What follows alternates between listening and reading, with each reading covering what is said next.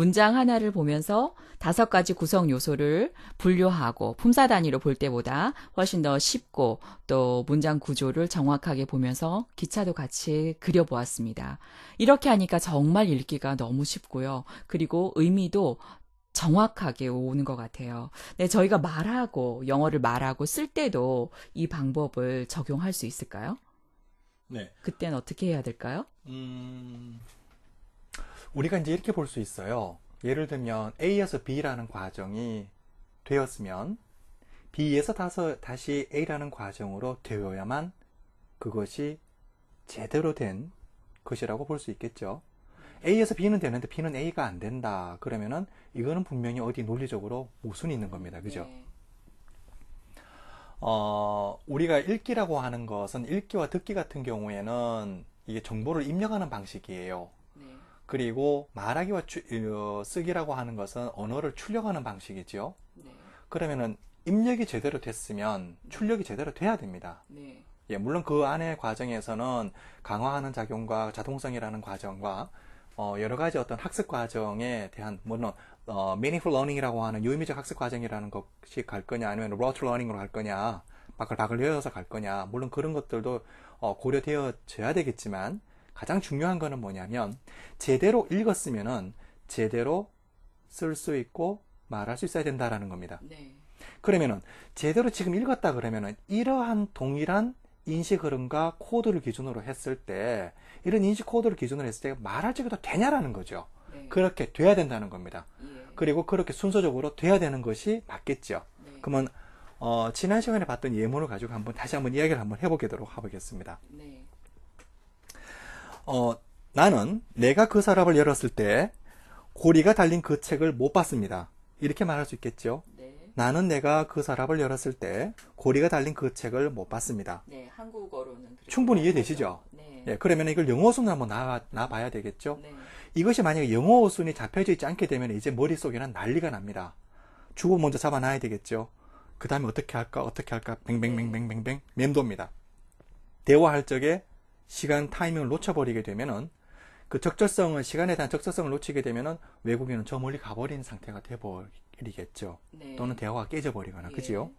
자, 이걸 영어 순으로 연습이 잘 돼 있는 경우에는 이렇게 얘기가 될 겁니다. 나는 못 봤습니다. 그 책을요. 고리가 달린 것을 말하는데 내가 열었을 때 그 서랍을 이렇게 되겠죠? 네. 그 다음에 이거를 지금 여기에서 문제가 생긴 게 있어요. 고리가 달린이라는 것이 전치사의 뒤에 옵니다. 그죠? 우리나라 말에 지금 뒤에 와 있죠. 네. 그 다음에 내가 열었을 때라고 해가지고 그 때라는 것이 지금 뒤에 와 있습니다. 네. 접속사와 전치사가 뒤에서 해석되는 경향이 있는데 이거는 좀 이따가 다시 한번 설명해 드릴게요. 네. 일단 한국어 어순을 영어 어순으로 바꾸고. 네, 첫 번째 단계는 영어식 뇌신경망이 잘 돼 있다면 이게 금방 돼요. 네, 네. 나는 못 봤어 그 책. 이게 바로 나와요. 네. 그런데 한국말을 주었을 때요. 그 영어 어순으로 바로 되는 게 아니라 지난 시간에 해주셨던 그 기차 모양이 생각이 나서 그게 매우 중요한 게 주어 데리고 오고 동사 네. 데리고 오고 목적어 데리고 오고 이러고 있거든요. 그거는 어떤 단계죠? 우리가 이제 오토메이션이라고 하는데 언어의 자동성이 이루어지기 전까지는 그 과정이 천천히 이루어져요. 마치 아이가 말을 배울 적에 천천히 말을 하는 것처럼 네. 우리가 자전거를 배울 적에도 그렇고 천천히 이루어집니다. 네. 근데 그 천천히 이루어지는 단계가 일정 시간에 practice가 지나고 난 다음에는 그게 이제 reinforcement라고 하는데 강화 작용이 네. 이루어지게 되면 네. 그것이 자동적으로 빨리 하게 되죠. 지금 우리가 한국어로 빨리 하듯이. 기차가 떠오르고 그렇죠. 이렇게 문장이 한 건 조금 빨라진 건가요? 조금. 그렇죠. 근데 중요한 거는 네. 뭐냐면 이것이 이제 뇌신경망이 점진적으로 형성이 되고 그것이 강화가 되면 될수록 이것이 점점 더 빨라지게 돼요. 아, 이게 바로 그 언어적인 경험이 많은 성인들의 장점인 것 같습니다. 그렇죠. 네네. 그때 흥미를 주장한 바에 말씀하셨던. 따르게 되면은 네. 그 사람 이론에 따르게 되면 아이들은 14,400시간이라는 시간이 투여가 돼야 되는데 어른이 14,400시간을 투여를 해야 된다? 그건 행동주의적인 관점에서는 물리적인 시간을 봤을 적에는 성인은 절대로 영어를 할 수 없다라고 결론이 지어져야 돼요. 네, 근데 네. 실질적으로는 그렇지 않지 예, 않습니까? 또 느낍니다. 이렇게 예전에 말씀하셨던 그 성인이 영어를 할 때 그 언어 경험이 얼마나 중요한지 그것 때문에 기차가 바로 떠오르고 자동화가 빨리빨리 되고 있다는 뜻입니다. 죄송합니다. 제자리에 되돌아와서 한국어 어순을 영어 어순으로 바꿨고요. 그 다음은 뭔가요? 자, 그 다음에 우리가 이제 이거를 인식 코드로 놓을 필요가 있어요. 인식 코드는 뭐냐 하면은 그 단어 하나하나 가지고 있는 본래의 인식학 코드입니다. 네, 네. 그래서 이걸 보게 되면 나는 못 봤습니다. 그 네. 책을. 네. 자, 고리가 달린 거라고 했을 때, 네. 이 고리가 달렸다는 얘기는 뭐냐면은 동반된 상태인데, 네. 고리가 예. 이렇게 되겠죠. 네. 그러니까 그 책을 그러면은 그 책에 동반된 상태인데 뭐가 고리가 이렇게 됩니다. 네. 그지요? 자, 그 다음에 내가 열었을 때라고 하는 건데 내가 못 봤다라는 거는 내가 열었다라고 하는 동일한 시점이죠. 네. 그래서 동일한 정도로는 내가 열은 시간에 이렇게 돼요. 네. 됐지요? 그 다음에 그 열었다라고 하는 것을 채워주는 말인 그 서랍을 이렇게 되죠. 네. 동일하게는 내가 열은 시간에 그 서랍을. 네. 이 시간이 결정되어지는 거는 제가 나중에 말씀드릴게요. 이거는 언어 경험에 의해 가지고 누구든지 간에 이게 바로 결정이 돼요. 네, 요거는 설명이 길어지기 때문에 여기서는 자르겠습니다. 네. 자, 그 다음에 이렇게 인식 코드 의미로 끝났어요. 그죠? 예. 자, 인식 코드로 끝났으면 이 중간 의미로 가야 돼요. 네. 이 중간 의미는 뭐가 있냐면은 각각의 단어들이 가지고 있는 그 인식 의미 위에다가 네. 얘들이 이제는 문장의 한 구성분으로서 예. 설명해주는 말을 지닌다던가 채워주는 말을 지닌다던가 아니면 첨가해주는 말을 지닌다던가 이런 의미적 요소들이 이제 인식되어지는 부분으로 가요. 네. 자, 그러면 이제 그렇게 해석이 돼야 되겠죠? 네. 그래서 나는 못 봤습니다. 그 책을. 동반된 것으로는 고리를 말하는데 네. 동일하게는 내가 이런 시간에 그 서랍을 이렇게 됩니다. 그리고 이거를 영어로 이제 영작을 하게 되면 나는 못 봤어. I didn't see it. 그 책을 the book. 그 다음에 동반된 것으로는 고리를 말하는데 with the hook. 이렇게 되겠죠? 동일하게는 내가 열은 시간에 as I opened. 마지막에 그 서랍을 the drawer. 그래서 I didn't sleep with a hook as I opened the drawer. 이렇게 문장이 만들어지는데 지금 제가 빠르게 말했을 거예요. 근데 이 말했던 부분이 자동성이 이루어져서 이렇게 되지. 처음에 연습을 할 적에는 I didn't the book. 그 다음에 설명해주는 말이지 with the hook.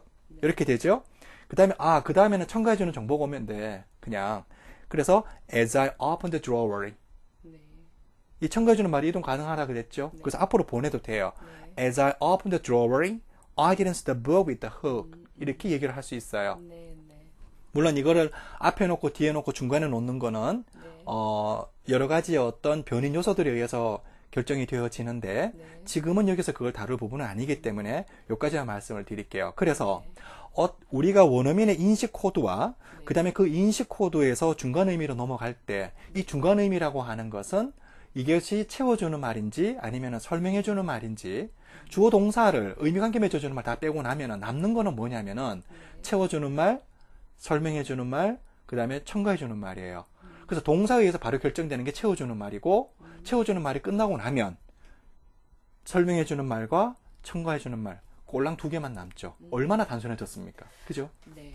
아이도케를 만나면서 굉장히 새로운 시각으로 영어를 지금 저희가 바라보고 있는데 처음에는 낯설고 조금 어색하고 했었지만은 하나하나 이렇게 설명을 하고 오늘 그 한국어 문장이 영어 문장으로 영작이 되어지는 말하고 쓰기 과정 또 한 문장을 통해서 우리가 읽기 과정을 통해서 기차를 도출해내는 그 과정을 반복하면서 어느 사이인가 굳이 이렇게 설명하시는데 저 단계는 빼도 되지 않을까라고 했던 것이 이미 저희한테는 자동화가 이루어져서 빠른 속도로 진행을 하고 있는 거구나 라고 설명을 해주셔서 안심을 했습니다. 아마 저보다가도 더 빠른 속도로 여러분이 느끼시기도 하고 어쩌면 저보다 좀 느리게도 오시는 분들도 계실 거예요. 근데 뭔가 새로운 것을 접해서 낯설었던 것이 그냥 배척할 것이 아니라 우리의 영어를 만들어주고 있다라는 그런 생각에 처음엔 사실 많이 배척하려 했었으나 많이 감사하고 이렇게 하면서 영어 재밌어지고 영어를 읽고 싶어지고 쓰고 싶어지는 그런 단계까지 가게 돼서 너무 감사합니다. 그래서 일단은 문장을 기차로 보게 되고 자꾸 문장을 만들어 보고 싶고 제 머릿속에는 기차가 항상 이렇게 어디론가 가고 있는 그런 느낌이 듭니다. 여러분은 어떠신지 모르시겠어요. 함께 그 문장은 기차로 볼 수 있는 방법과 아이도케의 매력에 빠져보시기를 바랍니다. 감사합니다.